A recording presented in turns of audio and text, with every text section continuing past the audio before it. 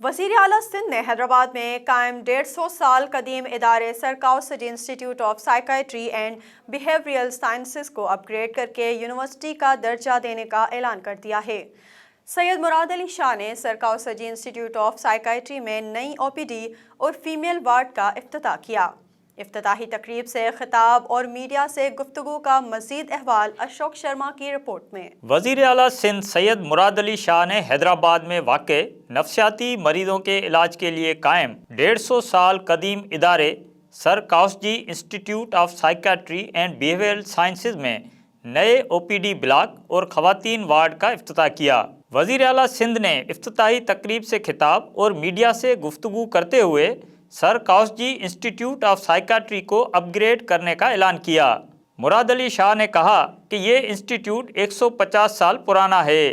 حکومت اس ادارے کو ایشیا کی پہلی مینٹل ہیلتھ یونیورسٹی بنانے کے لیے جلد کام شروع کرے گی۔ کاوسی جہانگیر انسٹیٹیوٹ کے اندر فیکلٹی والے، ایڈمنسٹریشن والے، جو لوگ بھی کام کر رہے ہیں ان کو خراج تحسین پیش کرتا ہوں کہ ایک ثواب کا کام کر رہے ہیں کہ ہم پہلی